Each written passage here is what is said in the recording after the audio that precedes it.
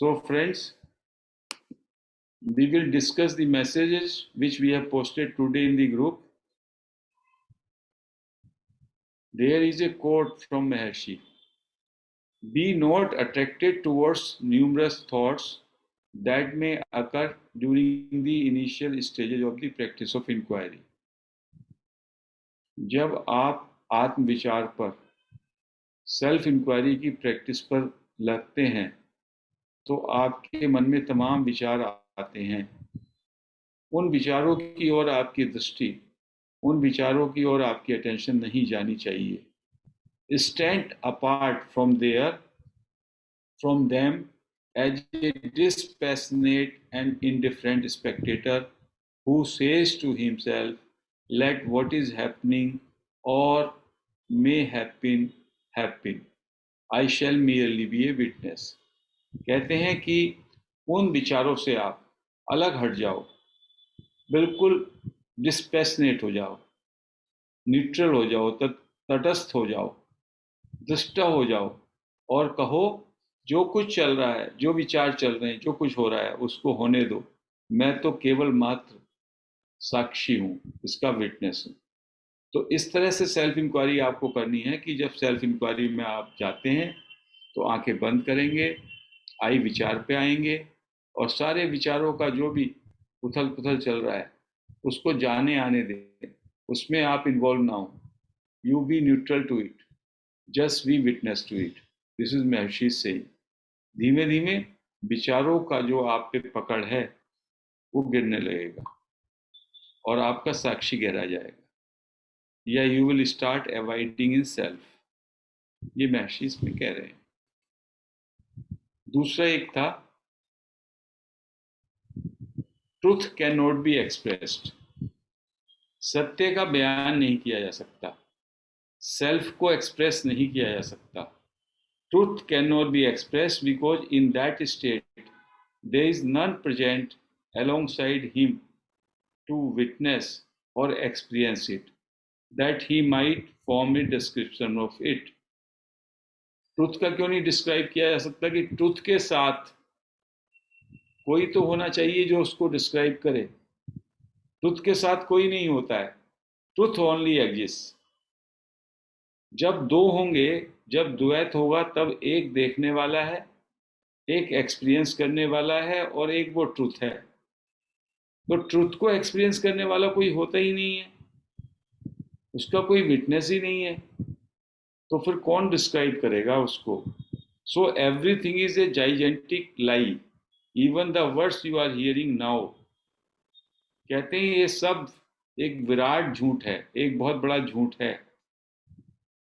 हम जो ये बात कह रहे हैं आपको कि सत्य को एक्सप्रेस नहीं किया जा सकता, ये वर्ड्स भी झूठ का ही हिस्सा है। जे कृष्णमूर्ति ने, जिड्डू कृष्णमूर्ति ने ये बात कही, the description of this thing is not the thing. किसी भी वस्तु का जो आप विवरण, वस्तु का जो विवरण या लेखा जोखा करते हैं, आख्यान करते हैं, वस्तु का जो चित्रण करते हैं, वो वस्तु नहीं होती।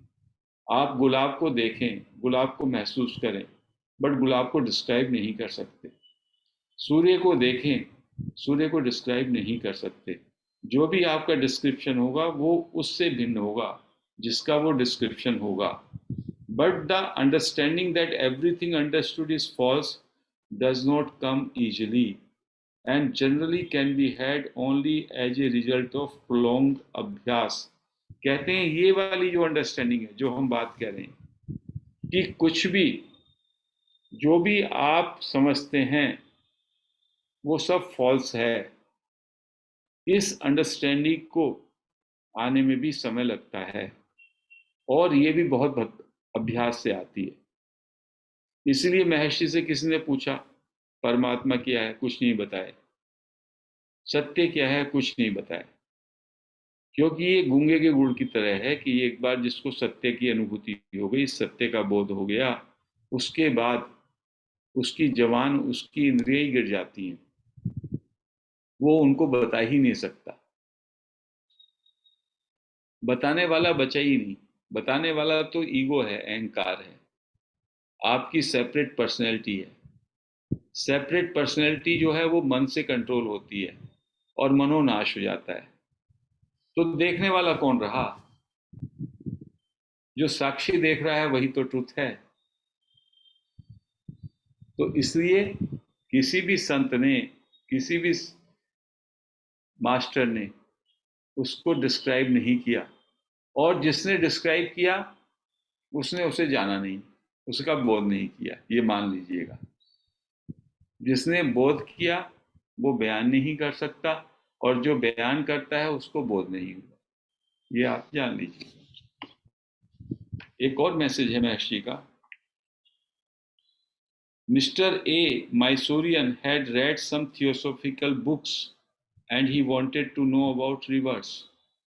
ये कोई एक माइसोरियन है जिन्होंने किताबें थियोसॉफिकल सोसाइटी की बुक्स पढ़ी और वो पुनर्जन्म के विषय में जानना चाहते थे।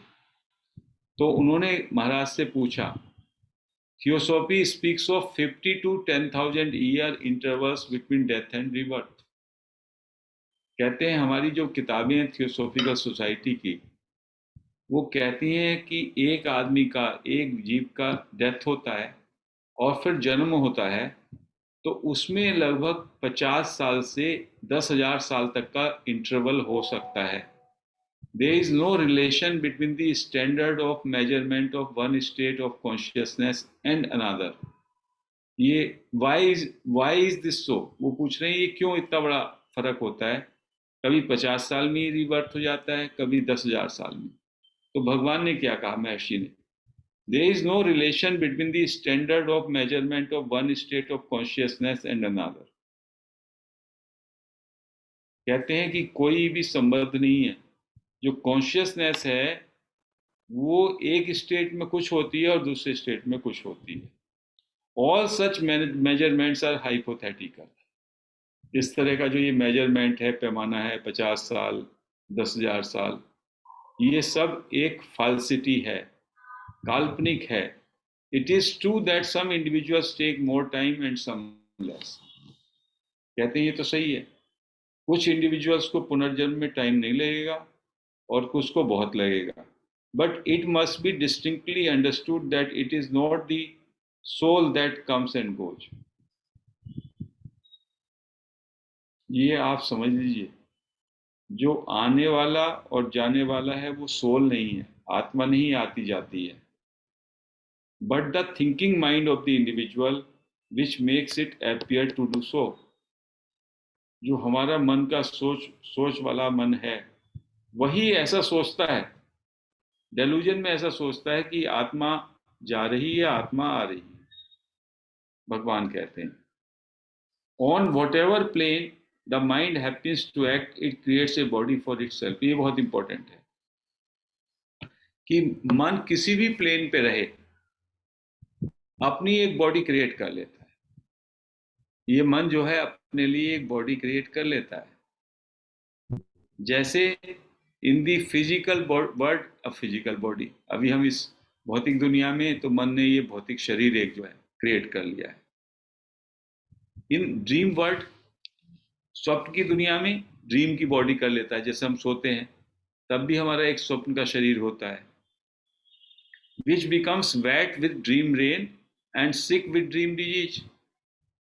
यदि वहां बारिश होगी ड्रीम में तो वो गीला हो जाएगा वो शरीर, और यदि बीमारी होगी तो वो बीमार हो जाएगा शरीर ड्रीम में। After the death of the physical body the mind remains inactive for some time as in dreamless state, dreamless sleep, when it remains wordless and therefore bodiless. But soon it becomes active again in a new word and a new body, the astral, till it assumes another body in what it is called rebirth. ये important चीज है। कहते हैं कि mind जो है, death होती है तो माइंड कुछ टाइम के लिए इनएक्टिव हो जाता है, थिंकिंग माइंड। जब इनएक्टिव हो जाता है तो जैसे कि हमारा स्लीप, डीप स्लीप होती है, दैट इज ड्रीमलेस स्लीप, जिसमें कोई स्वप्न नहीं होता, ऐसी स्थिति माइंड की होती है। माइंड उसमें सक्रिय नहीं होता, और उसमें ना तो संसार होता है और ना शरीर होता है।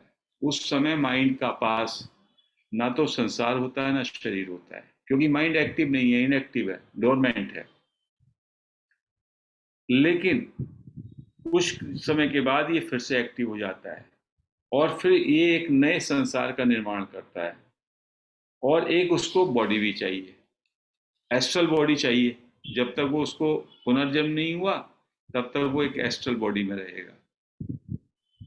और जब उसको बॉडी मिल गई, till it assumes another body in what is called a rebirth, तो रिबर्थ हो जाएगा। पुनर्जन्म होगा तो उसे एक बॉडी मिल जाएगी, भौतिक बॉडी मिल जाएगी। But the jnani, the self realised man, whose mind has already ceased to act, remains unaffected by death. ज्ञानी का तो मन रहता ही नहीं है, वो खत्म हो गया है, वो जीवन मुक्त हो गया है। तो फिर उसका कोई ना तो डेथ है उसके लिए और ना बर्थ है, रीबर्थ है। It has dropped never to rise again to cause births and deaths.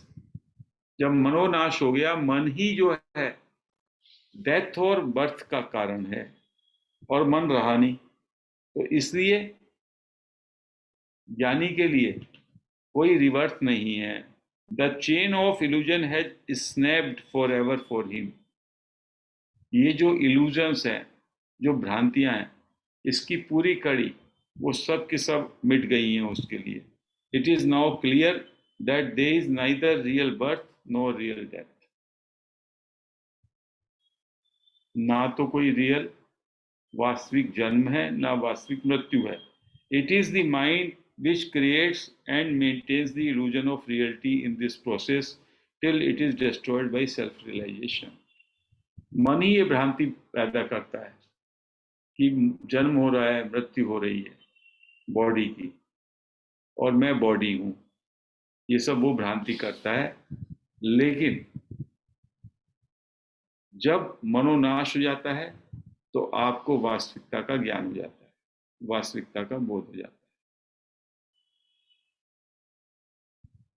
तो आज की डिस्कशन को, आज के मैसेजेस की चर्चा को हम यहीं पे विराम देते हैं।